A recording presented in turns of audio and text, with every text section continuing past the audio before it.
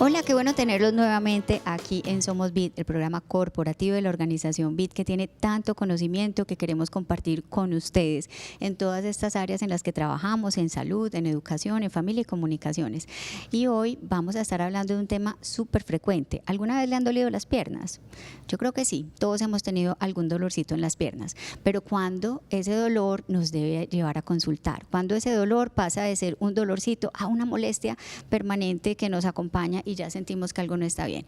Ese va a ser nuestro tema de hoy, por eso los invitamos a que nos acompañen hasta el final y también a que si conocen a alguien que le duelen las piernas así con mucha frecuencia, lo inviten a que vean este programa y todos los que hemos hecho de Somos BIT en el canal de YouTube de la organización BIT. Para este tema tan importante y tan especializado, hemos invitado a una de nuestras doctoras de la clínica CardioBIT. Ella es la doctora Natalie Hernández. Ella es una médica internista vascular y sabe muchísimo de este tema. Tiene muchos años trabajando aquí en la clínica CardioBIT con nosotros y por eso nos complace mucho tenerla aquí con todo su conocimiento. Bienvenida, doctora Natalie. Ay, muchas gracias y qué bueno poder estar acá con ustedes. Sí, gracias por el tiempo. Bueno, doctora, uno podría pensar que el dolor en las piernas puede ser normal, a veces estamos cansados, a veces hacemos ejercicio y nos quedan doliendo, o a veces no hacemos ejercicio y también nos duelen, a veces los tacones, ¿cierto? O sea, muchos factores que uno podría pensar que le pueden dar un dolor de piernas. Pero cuando un dolor de piernas deja de ser un simple dolor de piernas a ya representar algo importante para nuestra salud. Bueno, muy buenos días a todos. Entonces, a ver, primero es según el grupo de edad, ¿cierto? Es diferente. La causa más frecuente de consulta es la enfermedad venosa crónica. Y dependiendo de los grupos de edad, pues ya va a ser el tipo de patología vascular que más nos afecta. Entonces tenemos que en todos los grupos de edad la enfermedad venosa crónica. Y en los grupos de edad, en los hombres, en las mujeres mayores de 60, 65 años, cuando ya empiezan a ser frecuentes factores como la hipertensión, la diabetes, la enfermedad coronaria, hombres que fuman o que han fumado, pues que tienen un riesgo de tabaquismo acumulado, pues entonces ya empiezan a verse otras causas de dolor vascular, como es el compromiso de las arterias. ¿Cuándo el dolor es significativo? Cuando ya afecta la calidad de vida del paciente. ¿Cuándo se afecta la calidad de vida? Cuando el paciente ya se ve minimizado o ve alterado poder realizar las actividades de su vida cotidiana. Doctora, cuando hablamos de enfermedad venosa crónica, ¿a qué nos estamos refiriendo?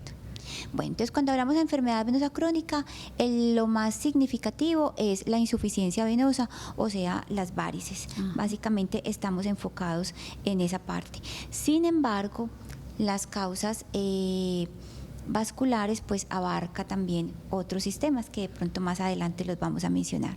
Ok, entonces las conocidas varices, las arañitas, que son pues como tan frecuentes, me imagino pues que es como una consulta recurrente, ¿cierto? Entonces cuando empieza a afectar la calidad de vida, que le empieza a doler mucho a las personas, ¿qué riesgos o qué significa esto para su salud? Bueno, entonces primero hay que ser como muy claros que la enfermedad venosa crónica abarca un amplio espectro y dentro de la clasificación clínica lo podemos clasificar en 6 grados, siendo 1 la que presenta esas arañitas que son muy molestas estéticamente, pero que también cuando esas arañitas van en aumento y dependiendo de dónde estén localizadas, los pacientes empiezan a quejar de prurito, de ardor, de cansancio.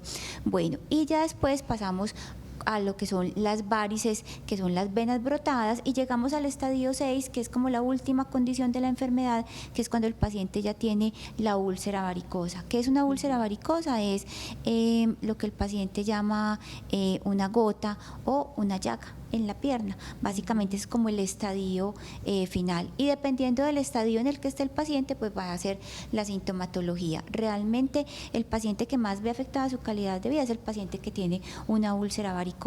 Entonces, dependiendo de la clasificación, ya miramos cuál es, ya el paciente nos llega pues como con los síntomas o de cansancio, prurito, o que las piernas se le hinchan, o el paciente que ya tiene la úlcera. Ok, y estos grados de la enfermedad están relacionados, como mencionabas, con algunas enfermedades, pues diabetes, hipertensión.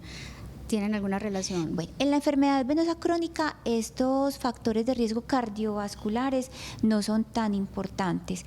Hay un factor que es muy importante tanto a la parte cardiovascular como a la enfermedad venosa crónica y es el sobrepeso o la obesidad. Ese nos afecta pues para ambos lados. Y en las pacientes que tienen insuficiencia venosa, realmente cuando esto se suma a sobrepeso o obesidad, pues ya complica un poquito más el manejo. Que, digamos, estas personas, ¿qué signos de alarma, pues las personas que tienen estas enfermedades, ¿cierto? ¿Qué signos de alarma podrían tener en relación con el dolor de las piernas?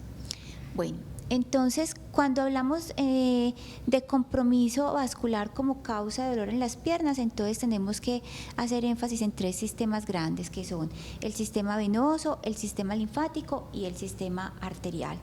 Bueno, entonces dependiendo de cada grupo de edad y de los factores de riesgo encontramos signos de alarma. Entonces, en la enfermedad arterial, que probablemente es una causa importante de consulta, no tan importante y tan frecuente como la enfermedad venosa, pero sí es una causa importante porque rodea toda la parte pues de los factores de riesgo cardiovascular y donde realmente se puede hacer una intervención temprana para cambiar o modificar el curso de la enfermedad. Es el paciente que se queja de dolor en las piernas cuando empieza la actividad física o cuando camina. Es el paciente que se queja para caminar 1 cuadra, tiene que parar, o 2 cuadras, tiene que parar. El paciente que es mensajero, que es fumador, hipertenso, diabético y que ya no puede hacer su trabajo porque le duelen las piernas. El síntoma más frecuente y más precoz es la claudicación, es el dolor en las piernas desencadenado por el ejercicio en la parte arterial. Igual el arterial también tiene una clasificación que va desde el dolor en las piernas desencadenado por el ejercicio a más distancia, a menos distancia, hasta que el paciente llega ya con dolor en reposo o el paciente que desarrolla úlcera o gangrena, que realmente en la parte importante es porque el riesgo de amputación y de pérdida de la extremidad pues es mayor, ¿cierto? Y en el paciente que tiene enfermedad venosa, pues básicamente es la paciente que consulta porque se le ven todas las venas brotadas y la molestia pues que implica esto, que las piernas empiezan a hinchar, empieza a haber cambios de coloración o la paciente que empieza con una pequeña lesioncita en la parte de los tobillos que finalmente va creciendo hasta convertirse en una úlcera varicosa. Ok, o sea que más allá de ser un tema estético, pues realmente es un tema que incomoda para la actividad diaria. Sí, y que detrás tanto de una patología como de la otra, así de pronto muchas veces se menosprecia a la paciente que tiene insuficiencia venosa, pues hay muchas condiciones de base que finalmente terminan afectando la calidad de vida del paciente y que nos pueden llevar al desarrollo de otras patologías que son muy importantes. Bueno, ¿cómo se hace ese diagnóstico, doctora? Bueno, entonces pues es muy importante el interrogatorio, ¿cierto? Para saber, porque hay pacientes que concomitantemente tienen enfermedad arterial y enfermedad venosa, entonces hay que saber enfocar de acuerdo a los síntomas que tiene el paciente. Entonces el interrogatorio es muy importante, el examen físico, en el examen físico mirar cuál es el grado de compromiso, si tiene enfermedad venosa, si es solamente la cara interna de las piernas, si también tiene compromiso posterior, si tiene compromiso de la pelvis, porque muchas veces hay venas que vienen desde la pelvis, sobre todo en las pacientes que son obesas, multigestantes y que tiene repercusión también en las piernas. Bueno, la parte de la toma de los pulsos, la temperatura, el color de los pies, la calidad de la piel, de las uñas, todo eso. Entonces, la parte de la consulta es fundamental para poder enfocar el diagnóstico y ya tenemos otras ayudas diagnósticas que se clasifican en invasivas y en no invasivas. Las ayudas diagnósticas de primera línea son las no invasivas y de estas básicamente estamos relacionando con la ecografía y la pletismografía, dependiendo del tipo de patología que pensemos. Ok, bueno, una vez con estas ayudas diagnósticas que las tenemos aquí por fortuna en la clínica CardioVit, ¿qué tratamiento, a qué paso seguiría estos pacientes? Bueno, yo les digo a las pacientes que consultan por insuficiencia venosa que la ecografía es un mapa que tiene el cirujano, ¿cierto? Es un mapa que tiene el cirujano para poder planear cuál es la parte del sistema venoso que está comprometido. El sistema venoso de las extremidades inferiores se divide profundo y en superficial, y dependiendo del sistema afectado es el tratamiento que se puede plantear. Entonces, una vez se tiene este mapa o el resultado de la ecografía, ya se remite el paciente o ya sea para una cirugía de varices convencional o para las nuevas técnicas que hay ahora, que pueden ser con radiofrecuencia, con láser, con escleroterapia con espuma, dependiendo pues como el tipo de intervención que requiera el paciente en el lado de la parte venosa. En la parte arterial, dependiendo de los síntomas que tenga el paciente, de la severidad del compromiso que veamos en los exámenes, entonces es distinto porque los factores de riesgo aquí tienen un compromiso, tienen pues como una relación muy importante con la progresión de la enfermedad. Entonces nos enfocamos con todo lo que es la parte del control de los factores de riesgo, muy de la mano con el cardiólogo, con el internista, y ya poder planear de acuerdo a la limitación y al compromiso que tenga el paciente, si simplemente lo ponemos con control de factores de riesgo, paciente muy juicioso, que haga su terapia de marcha diaria, o si el paciente ya requiere alguna intervención, ya sea por cirugía vascular o por radiología intervencionista. Por supuesto. Doctora, ¿qué podemos hacer para evitar esta situación? O sea, ¿cómo podemos prevenir esta enfermedad de las piernas? Bueno, realmente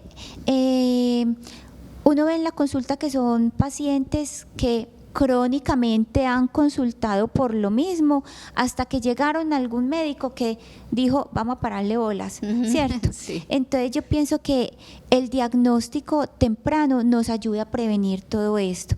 Entonces cuando los pacientes consultan por varices, no menospreciarlas, realmente tener varices es molesto, no solamente desde el punto de vista estético, sino que también se vuelve, hay un compromiso también de la parte funcional, porque las piernas se hinchan, la paciente se cansa más, hay veces no toleran las medias. Entonces en la consulta del médico general a veces simplemente les mandan las medias o le mandan castaño de indias o le mandan pues cualquier otro medicamento que no va a cambiar el curso de la enfermedad. Sí. Entonces un diagnóstico temprano nos ayuda a eso. Entonces en los pacientes que consultan pues poder ser remitidos rápidamente a un especialista o poder llegar a unas ayudas diagnósticas para poder planear un tratamiento, básicamente sería como lo que más nos ayudaría en esta parte. El diagnóstico temprano. ¿Y cómo entra ahí la función del ejercicio? Bueno, el ejercicio es vital, no solamente en la parte arterial, para lo que es toda la parte pues cardiovascular, control de factores de riesgo, acondicionamiento físico en estos pacientes es vital y tiene todos los beneficios sobre el funcionamiento de la circulación en los pacientes que están ya enfermos, ¿no es cierto?, para lograr mejorar, aumentar las distancias caminadas libres de dolor, o sea, mejorar la claudicación y mejorar la clase funcional del paciente. Entonces, en la parte arterial es fundamental.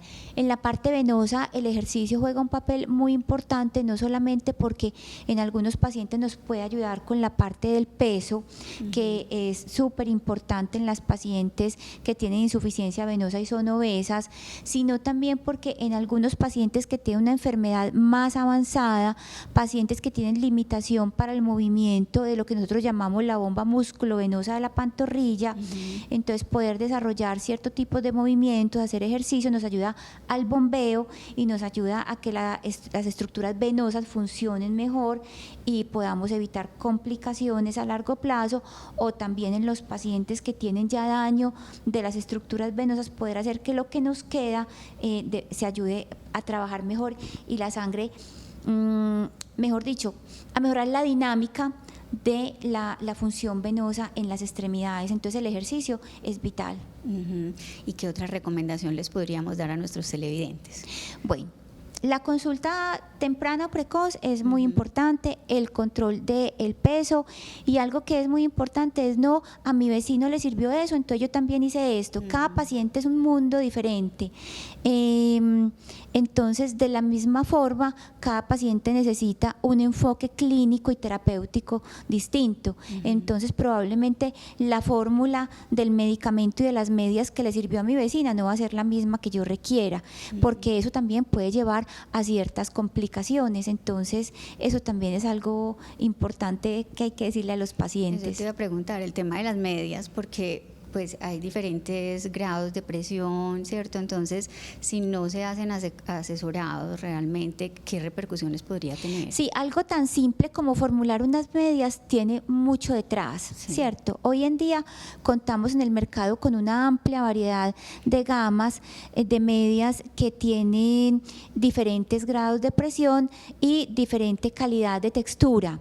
Bueno, las medias, el hecho de formular unas medias, aunque están claramente indicadas para los pacientes que tienen insuficiencia venosa, hay que evaluar si la insuficiencia es del sistema profundo, es del sistema superficial, si es del sistema superficial, si es la vena safena, o sea, la vena que llevamos interna que es larga, o si son simplemente ramitas de esa vena, para poder formular un gradiente adecuado, si las medias son hasta la rodilla, hasta el muslo, hasta la cintura, y también es evaluar si tiene el paciente compromiso arterial o no, porque si el paciente tiene compromiso arterial, ya entramos a jugar con otros factores para poder formular un gradiente adecuado de las medias. ¿Qué es el gradiente? Es el grado como de apretado que tiene la media. Unas medias de gradiente muy altas son medias que son muy apretadas, y unas medias de gradiente más bajito son medias que no son tan apretadas. Y esas que no son tan apretadas también se pueden formular como antiembólicas, o en los pacientes que tienen algún tipo de procedimientos quirúrgicos,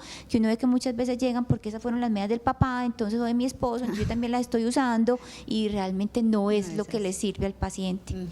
¿Y cómo saber si es enfermedad venosa o arterial? Consultando a tiempo con la doctora Natalie.